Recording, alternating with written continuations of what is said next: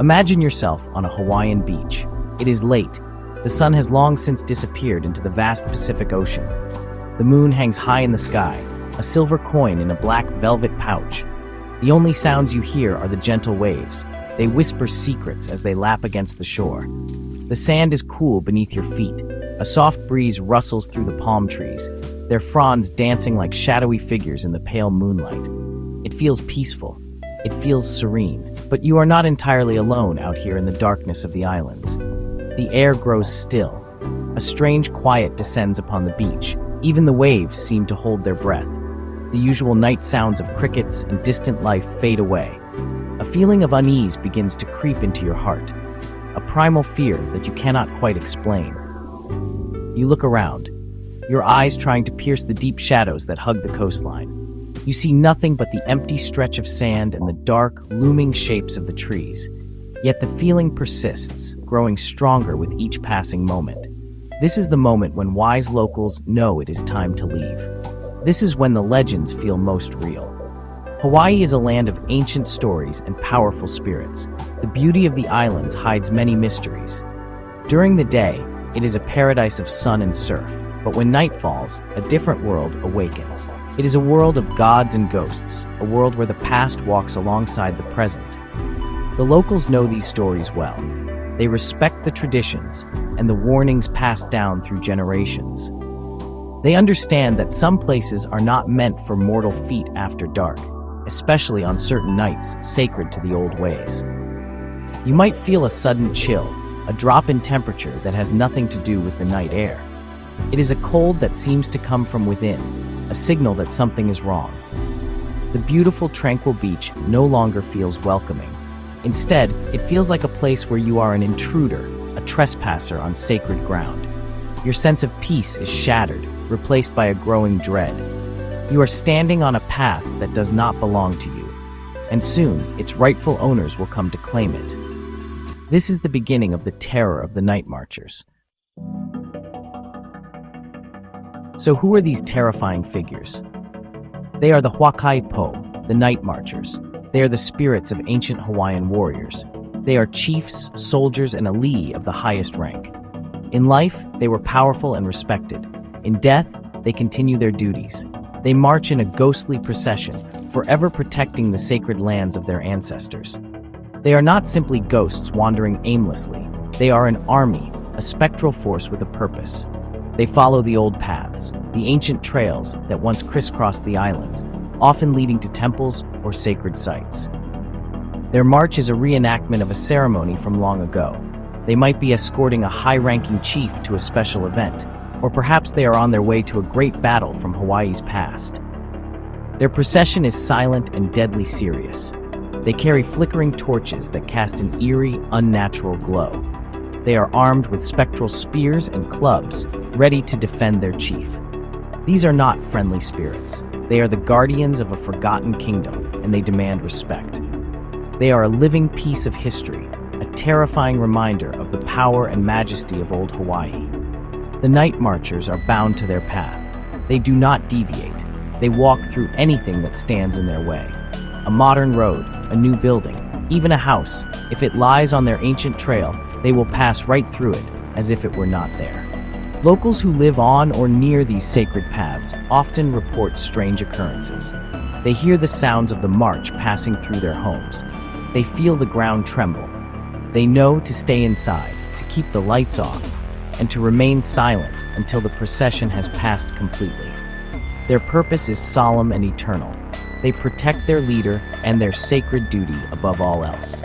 They are not evil in the way we might think of monsters. They are simply enforcing the ancient laws, the kapu, that governed their society.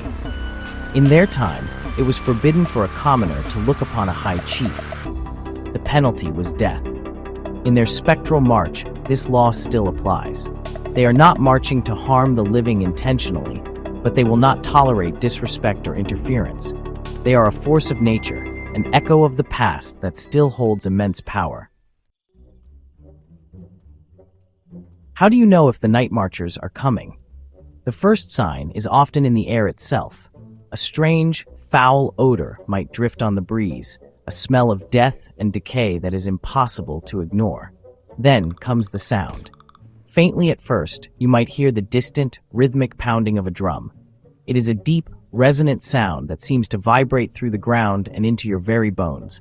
This is the sound of the Pahu drum, calling the ghostly warriors to their march. The sound grows louder and closer with each passing second, a heartbeat of impending doom. As the procession nears, other sounds join the drums. You will hear the haunting call of a conch shell, the pu, being blown. Its mournful cry echoes through the night, a signal that the Ali is approaching. The wind will pick up, carrying with it the sounds of chanting and the rustle of their ghostly garments. You might see the light first. A line of flickering torches will appear in the distance, a bobbing, weaving train of fire moving steadily toward you. But this is not a warm, comforting light. It is a cold, ethereal glow that illuminates the ghostly figures of the warriors. The atmosphere becomes thick with an oppressive energy. The ground may begin to shake, a slight tremor at first, then growing more intense as the full force of the procession arrives. Animals will fall silent. Dogs will not bark. They will cower and whine. The natural world knows to be quiet and show respect when the spirits walk. For any human caught in their path, this is the final warning. The sounds, the smells, the lights, they are all signals to get away, to hide, to show that you understand the gravity of what is happening. It is a terrifying experience that few have witnessed and lived to describe in detail. The combination of the senses being assaulted, the smell of decay, the sound of drums and chants, the sight of spectral lights is overwhelming. It is designed to inspire fear and awe, just as the procession of a living chief would have done centuries ago. The warning signs are clear for those who know how to read them. Ignoring them is a fatal mistake. The march is coming, and you are standing directly in its path. If you meet the night marchers, your life is in grave danger. The ancient law is absolute. A commoner cannot look upon the face of a chief. To do so is a capital offense. If you are caught in their path and you lock eyes with one of the marchers, your spirit will be torn from your body. You will be forced to join their ghostly procession, to march with them for eternity. This is why the local people fear them so deeply. It is not just a story. It is a belief rooted in the core of their culture and history. Your only instinct might be to run, but they are faster. However, there is a small glimmer of hope, a specific way to survive the encounter. If you find yourself unable to escape their path, you must not look at them. You must lie down on the ground, face down in the dirt or sand. You must remain perfectly still, showing the utmost submission and respect. Do not make a sound. Do not even breathe too loudly. You must play dead, making yourself as insignificant as possible. By doing this, you are showing the spirits that you are not a threat and that you recognize their superior status. You are a humble commoner, unworthy of looking upon them. For some, there is an even greater chance of survival. If you are of native Hawaiian descent, you might have an ancestor among the marchers. One of the ghostly warriors might be a distant relative from your own bloodline. If this is the case, that spirit may recognize you. They might call out, Na'u, which means mine. This single word is your salvation. It marks you as one of their own, placing you under their protection. The procession will then pass you by without causing any harm. It is a powerful connection to one's lineage, a spiritual link that can save your life. The best advice for any visitor to these beautiful islands is simple. Show respect. Listen to the local warnings. When night falls, stay away from the old trails and the lonely beaches. The beauty of Hawaii is deep and complex, and it includes a spiritual world that is very much alive. Do not trespass on sacred ground after dark. The legends of the night marchers are not just spooky tales for tourists. They are a vital part of Hawaiian culture, a reminder that the past is never truly gone. It is always watching, and sometimes it marches.